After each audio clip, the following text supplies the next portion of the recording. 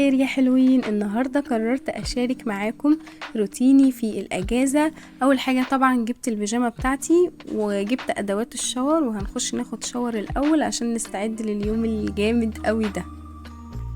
طيب بعد الشاور بقى هنبدأ نسرح شعرنا، وزي ما قلت لكم أنا بجيب الأداة اللي هي الديرما دي، مش عشان اعمل بيها بشرتي، لا عشان اعمل بيها شعري. ولو ما شفتوش الفيديو لازم تشوفوه علشان في حاجات جامدة قوي اشتريتها وعرضتها في الفيديو.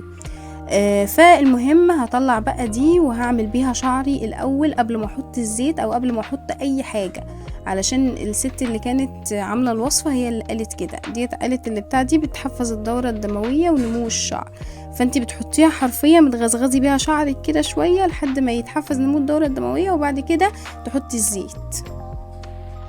وده بقى الزيت اللي احنا هنحطه. طبعا الازازة اصلا ما عادش فيها حاجة، عشان اصلا وقعت مني بعد ما صورت الفيديو بتاع المشتريات، فمش مشكلة ان شاء الله هنعمل غيرها. فالمهم هنحط بقى الشوية دول، وبعد كده بقى نسرح شعرنا. بعد كده هنسرح شعرنا بقى بالمشرطة دي، او زي ما انتوا بتقولوا الفرشة. خطيرة يا جماعة، خطيرة. اي حد بيعاني من تساقط الشعر حرفيا الفرشة اللي زي دي او المشرطة اللي زي دي بتعالج اي حاجة في الشعر حرفيا، وبتحفز نمو الدورة الدموية. فانصح بيها، وما انصحش اصلا بالمشرطة البلاستيك او المشرطة الخشب خالص. بعد كده هنلم شعرنا بتوكة ستان، عشان التوكة الستان حلوة قوي واحسن من التوك التانية.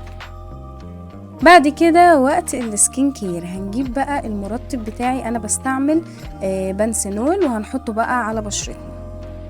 طبعا اهم خطوة في السكين كير واول خطوة اصلا هي المرطب. فانا جبت المرطب بتاعي وخدت نسبة قليلة خالص، او اللي هي حتة صغيرة خالص، على حسب بقى ايه بشرتك. خدت نسبة صغيرة خالص وبدأت بقى ايه اوزعها على بشرتي على هيئة نقاط.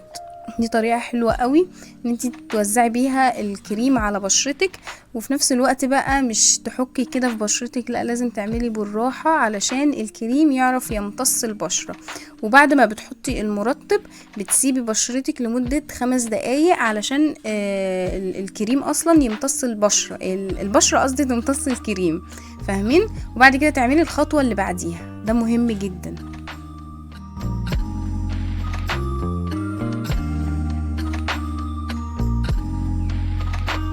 تاني خطوة في السكين كير هي السيرم. استخدمي بقى السيرم اللي على حسب نوع بشرتك. انا بستخدم السيرم ده اللي هو بفيتامين سي، حلو قوي للبشرة وفي نفس الوقت بيرطبها. انا اصلا كل حاجتي عبارة عن ترطيب، بجيب السكين كير كله عبارة عن ترطيب عشان بحب بشرتي تكون مترطبة جدا.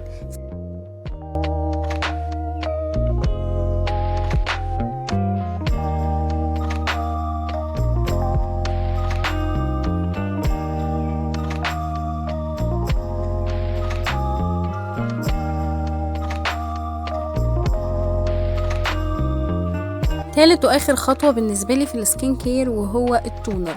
انا بقى مش جايبة تونر عادي، انا جايبة التونر من زيت جونسون بتاع الاطفال. بجد يا جماعة تحفة تحفة تحفة بجد، جربوه، لازم تجربوه. بيدي جلو للبشرة وفي نفس الوقت بيرطبها، ومش عارفة بيخلي البشرة برضو زي بشرة الأطفال بيبي كده. وبتستعمليه برضو لحواجبك عشان بيكثف الحواجب، وبتستعمليه برضو للرموش عشان بيكثف الرموش، وبتستعمليه برضو لضوافرك. حرفيا بتستعمليه لكل حاجة، وشك، ضوافرك، حواجبك، شعرك حتى. يعني بجد لو ما جبتيش جونسون فانت فايتك كتير قوي، فانصحك بيه جدا جدا جدا. بعد ما حطيتي السكين كير على وشك طبعا هتحتاجي أداة لتدليك الوش.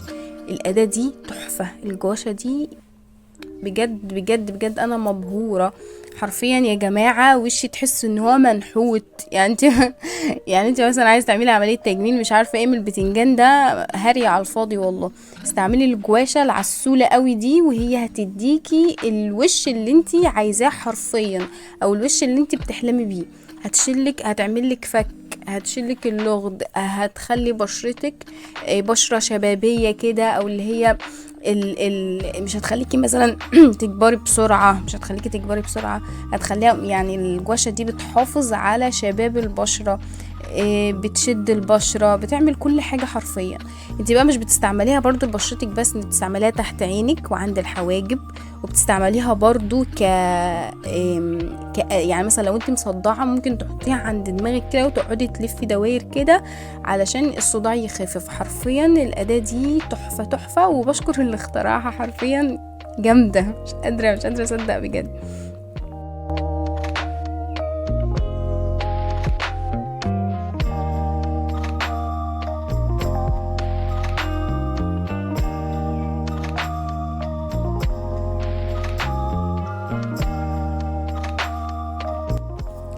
الجزء الواسع دي في الجواشة بتستعمليه علشان تعملي بيه الجبهة بتاعتك، تمسكيها كده وبتطلعيها لفوق، مش بتنزليها لتحت، يعني على طول كده تمشيها على الجبهة بتاعتك علشان بتمنع الكراميش اللي بتبقى فوق دي لما بنيجي نضحك. تحفة.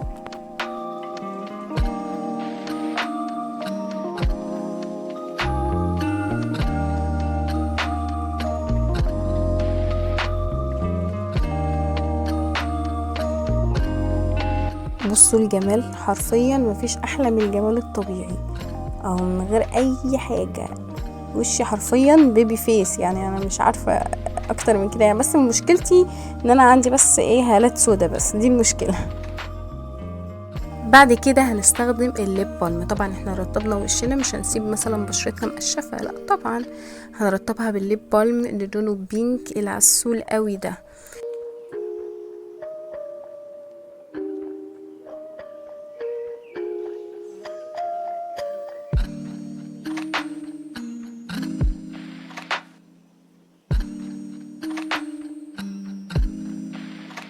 بعد كده بقى هنبدأ نستخدم البادي لوشن.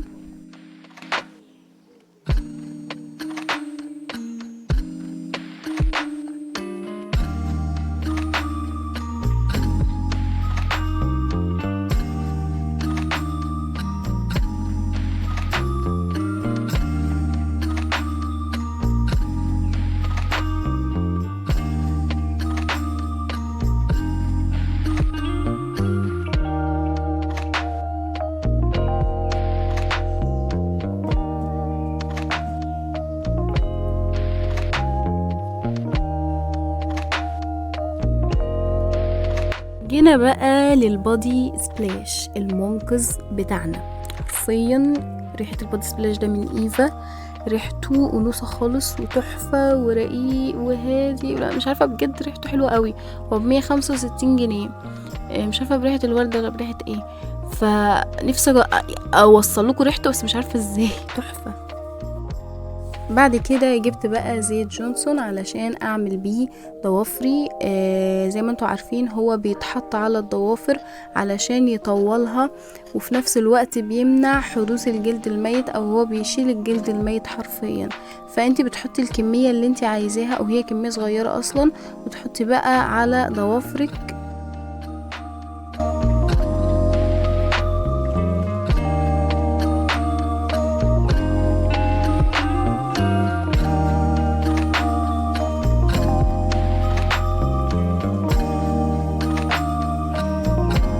بعد كده بقى بدأت اتغدى مش افطر، عشان انا فطرت الصبح بس كانت الساعة 7، علشان كنت لازم اخد الدواء الساعة 7، عشان كده معرفتش اصور لكم الصبح، عشان انا عندي الجرثومة.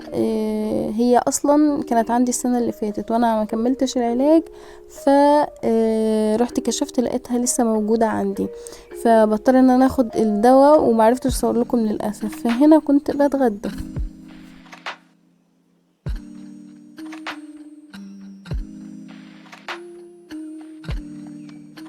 وهنا كان وقت العشاء، وكنت جايبة كوباية بيبسي بس صغيرة، عشان خاطر الدكتور منعني من البيبسي ومنعني من اي حاجة حلوة عموما يعني.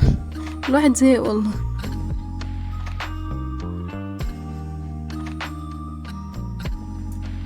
وبس يا حلوين، ده كان يومي باختصار، او يومي في الاجازه. لو عجبكم الفيديو متنسوش تعملوا لايك وسبسكرايب للقناه عشان توصلكم كل فيديوهاتي الجديده، وتابعوا اول باول عشان في حاجات جديده خطيره نازله.